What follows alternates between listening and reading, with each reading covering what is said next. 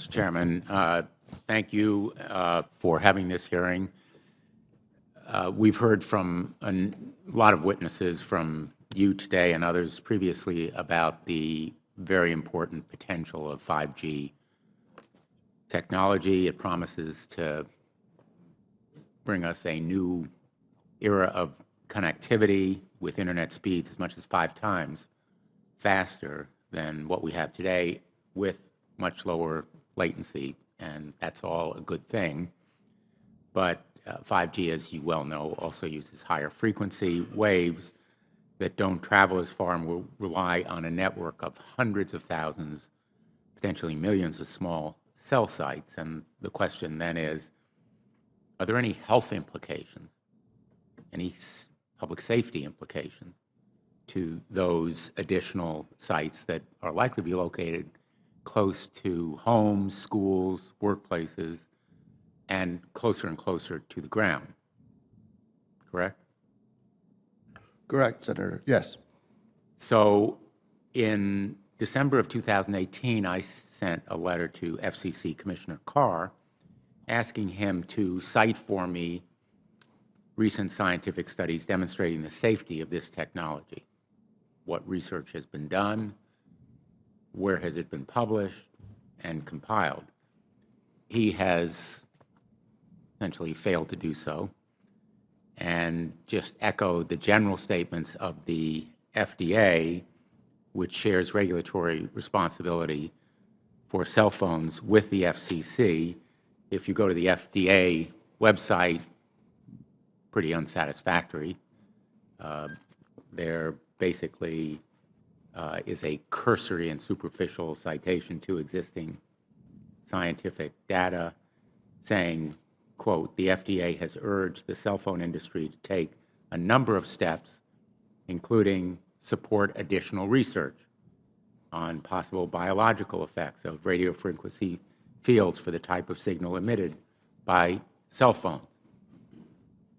I believe that Americans deserve to know what the health effects are, not to prejudge what scientific studies may show, and they deserve also a commitment to do the research on outstanding questions. So my question for you, particularly Mr. Gillen and Mr. Perry, how much money has the industry committed to supporting additional independent research? I stress independent research. Is that independent research ongoing? Has any been completed? Where can consumers look for it? And we're talking about research on the biological effects of this new technology. Thank you, Senator. I think, thank you for your focus on the issue. Safety is paramount, and as you alluded to, we rely on the expert agencies, we rely on the findings of the FDA and others as to the requirements to keep all of us safe.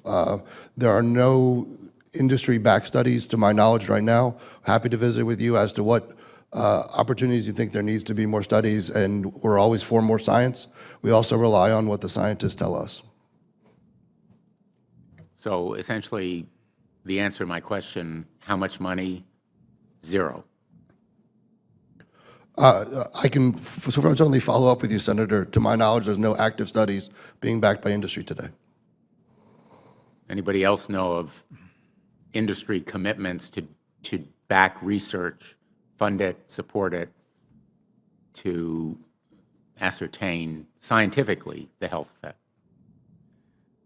Senator, I'm not aware either, but I do know that with small cells especially, you're going to have lower power levels. And of course, as from a carrier perspective, you want to be able to manage interference so that that interference is the lowest interference possible. So I would think that some of those studies or some of that information could be utilized in looking at the health consequences. But no, I'm not aware of any. So there really is no research ongoing. We're kind of flying blind here so far as health and safety is concerned.